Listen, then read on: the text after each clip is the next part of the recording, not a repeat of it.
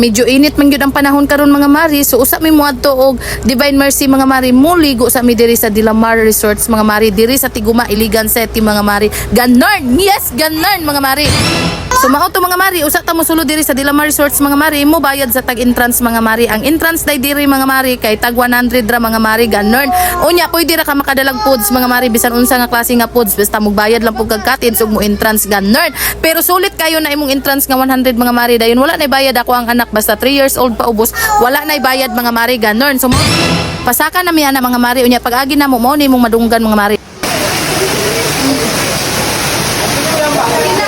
O di ba mga mari, perfect kayo ang view, perfect pud kayo ang tingog sa tubig mga mari, kay murag paliguon na gyud ta mga mari. So pag-abot na mo sa babaw mga mari, ingon ani kanindot mga mari, daghan kayo nagpractice og swimming mga mari. Bugnaw kayo diri ang ilang tubig mga mari, mao sigurong ng mga swimmers mga mari diri sila magpractice og langoy-langoy mga mari, kay perfect yung kayo, dako pud kayo ilang pool mga mari, ganon. So mao to mga mari, ako na lang gibidyuhan diri mga mari, kay wa pa man mi anan ituslob mga mari. Mao ni ang ilahang view diri sa Dilamar Timuga mga mari, mao ni perfect kayo ang imong bata nga 3 years old pa ubos, di perfect kayo dito nga spot mga mari, kay malingaw gyud imuhang anak mga mari. Dayon mao to mga mari, daghan kay silang pool nga kapilian mga mari. Anyway mga mari, dili ni nako first time diri sa Timuga mga mari, ikaduha na ni nako, pero dili ko diri nakaligo atong una sa Pikas mga mari, tapad ra pud ani niya mga mari. Nindot siya mga mari, kay dili gyud maboring imong anak, kay daghan lagi kapilian. Mao na akong giingon, so mao na ako ang view perting dakuha oy, ganon. Ang slide pud imong anak, then naapod sila diri aning murag sapa o.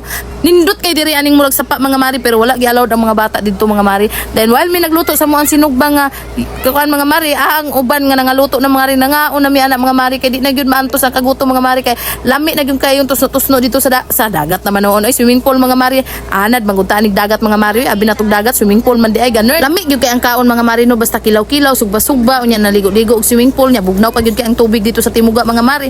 Madako gyud kay ato ang kaon mga mari, kay tugnawon man tana mga mari. Pud kayo pagka tirada ang kinilaw mga mari, maong perti gyud natong birada diri mga mari, kay may nang initusno nato mga mari.